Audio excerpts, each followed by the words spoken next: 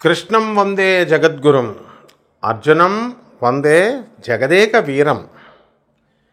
జగద్గురు అయినటువంటి శ్రీకృష్ణ పరమాత్మల వారికి, జగదేక వీరుడైనటువంటి అర్జునుల వారి పాదపద్మాలకు నమస్కారం చేస్తూ, అసలు కోటీశ్వరులు అయ్యేదానికి సంకేతాలు ఏమొస్తాయి, ఇది మనం తెలుసుకోవాల్సినటువంటి వీడియో. నేను మీ ప్రొఫెసర్ డాక్టర్ ముల్లపూడి సత్యనారాయణమూర్తిని చెప్తున్నాను. ఇందులో కోటీశ్వరుడు అవ్వాలని ప్రతి ఒక్కళ్ళు కలగంటారు, కష్టపడతారు.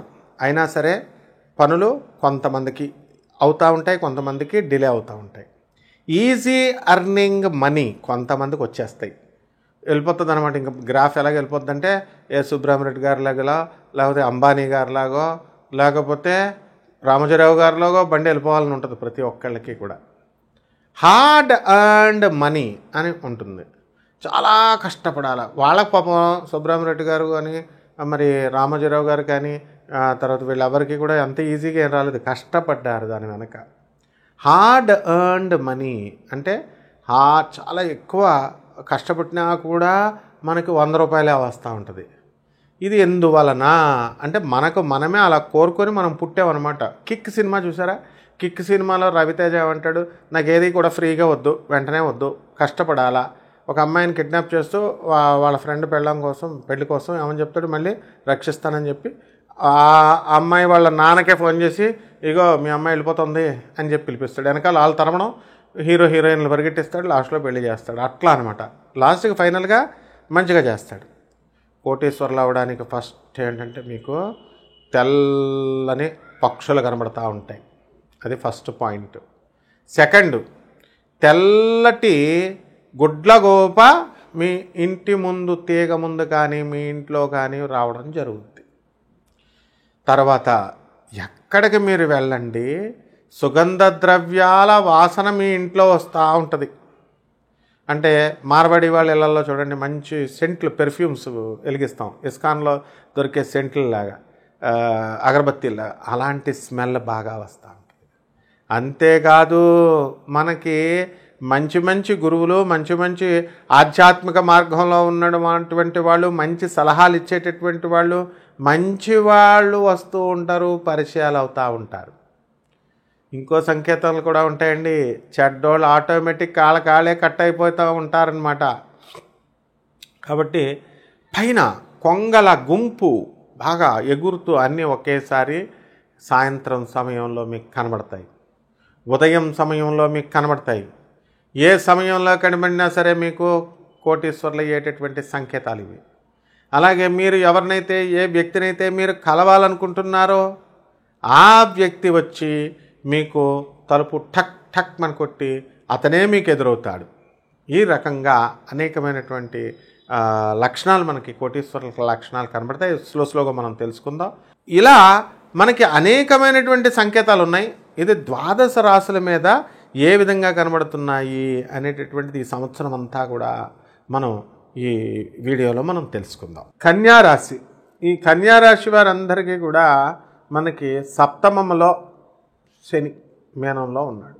దానివలన సప్తమ స్థానంలో ఉన్నటువంటి శని కళత్ర పుత్ర శత్రుత్వ కారణాయ నమః అన్నారు. అందువలన పిల్లలతో మనకి విరోధాలు, ఆ తర్వాత భార్యతో విరోధాలు, ఆ తర్వాత ఏమవుతుందంటే మనకి చక్కగా ఈ యొక్క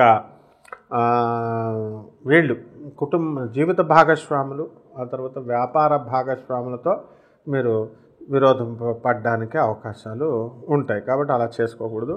అలాగే షష్ఠ స్థితిగతుడైనటువంటి రాహుగ్రహ ప్రభావం వలన శత్రువులపై ఆధిపత్యం. కన్యారాశి వాళ్ళకి శత్రువులను తొక్కేస్తారనమాట ఈ సంవత్సరం. ఇది మొత్తం అసలు ఇంతవరకు కూడా భార్యాభర్తలు ఇద్దరు కూడా ఎలా ఉన్నారంటే, భర్త ఒక దేశంలో ఉంటే భార్య ఒక దేశంలో, ఒకే దేశంలో ఉంటే భార్య ఒక ఊర్లో ఉంటే భర్త ఒక ఊర్లో, ఒకే ఊర్లో ఉంటే ఒక భార్య ఒక ఇల్లు, వేరే ఒక ఇల్లు. కన్యా రాశి స్టేజ్ మారట్లేదు. స్టేచర్ 2 సంవత్సరాల నుంచి విడివిడిగా, టీ కావాలంటే వాట్సాప్లో మాట్లాడుకోవడం, టీ పట్టరా అని. ఈ రకంగా ఈ కన్యా రాశి వాళ్ళకి ఉంది. కన్యారాశి భర్తలంతా కూడా బ్రహ్మాండంగా సంపాదిస్తున్నారు. అయితే ఆ సంపాదన అనేటటువంటిది వాళ్ళ అమ్మకి వాళ్ళ నాన్నకి ఇచ్చేస్తున్నాడు, వాళ్ళ చెల్లులకి ఇచ్చేస్తున్నాడు అనేటటువంటి ధోరణితో భార్యలో అనుమానపడుతున్నారు. రెండు వీళ్ళు చేసేది కూడా అలాగే ఉంది. ఇకపోతే ఈ యొక్క భర్తలంతా కూడా వాళ్ళ చెల్లెళ్ళకి వాళ్ళని రమ్మని ఇచ్చేస్తున్నారు. బాగానే ఉంది. మరి పెళ్ళం తరపు బంధువులను రానివ్వకపోతే మరి భార్యకి మండదా చెప్పండి. కాబట్టి భార్య కూడా ఏం చేస్తుంది, మీ పిన్ని కూతురు ఫోన్ చేసి నేను వస్తాను అన్నయ్య అంటే, నువ్వు మా అన్నల్ని రానివ్వో, మరి నువ్వు ఎలా రానిస్తావు నీ చిన్నాన్న కూతుర్ని అని చెప్తే డైవర్స్ వెళ్ళిపోయింది అంతే, భార్య వదిలేసి. మరి మామగారు ఏం చేశాడు అంటే, ఆ అబ్బాయి తండ్రి గానగాపురం వెళ్ళి 40 రోజులు జపం చేశాడు.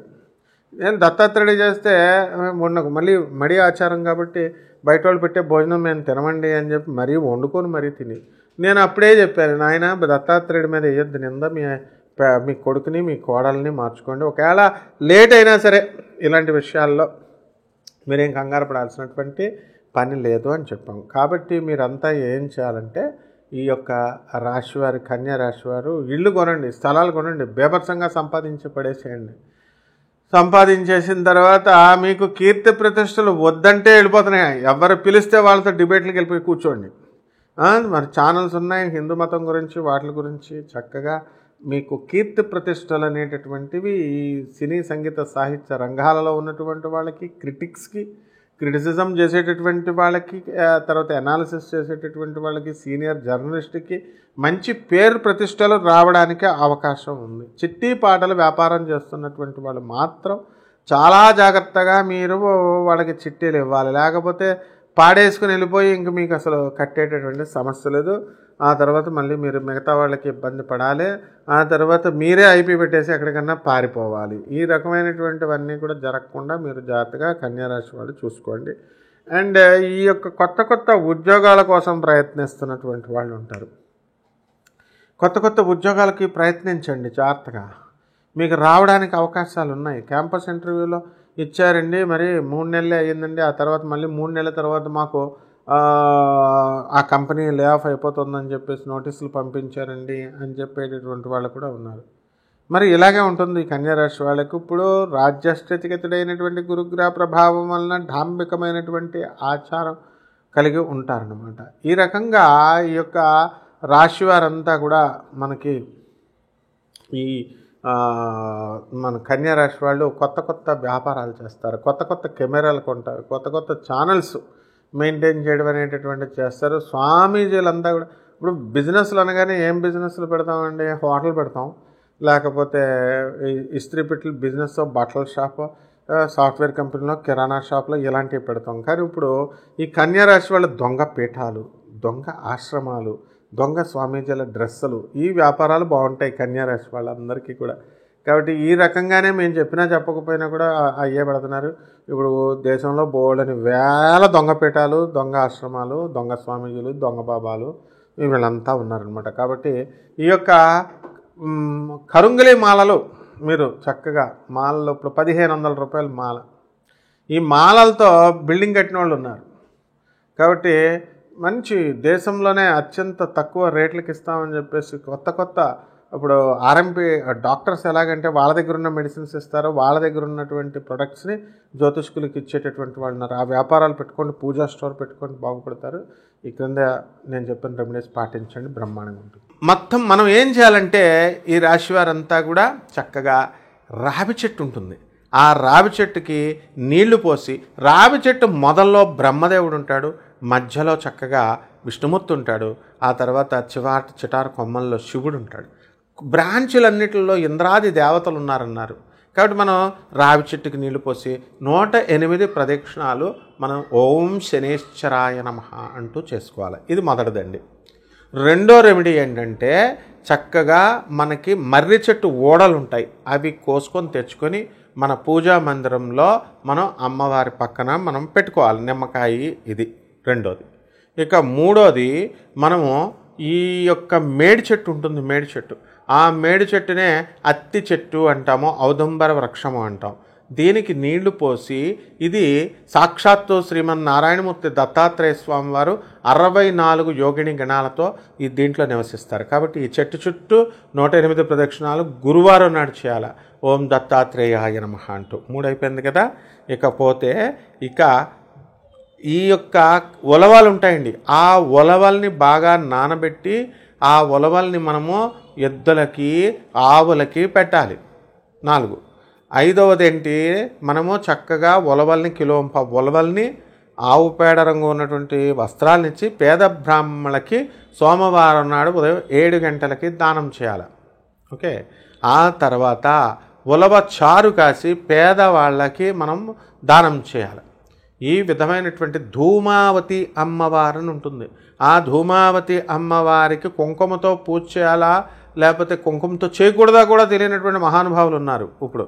మరి ఈ యొక్క దశమహావిద్యల్లో మేము పూజలు చేస్తూ ఉంటాం కాబట్టి కుంకుమ ధూమావతి అమ్మవారికి వేసి ఓం ధూమావతి అయిన పార్వతీదేవికి ఎక్కడా కూడా అమంగళం అనేది ఉండదండి. ఆవిడ శుభాలనిచ్చే తల్లి కాబట్టి ధూమావతి అమ్మవారి యొక్క హోమాన్ని మీ ఇళ్లలో జరిపించుకోవడం ద్వారా మీ దరిద్రం పోయి ధనలక్ష్మి వచ్చి సకల సంపదలు కూడా మీ అందరికీ కూడా కలుగుతాయి.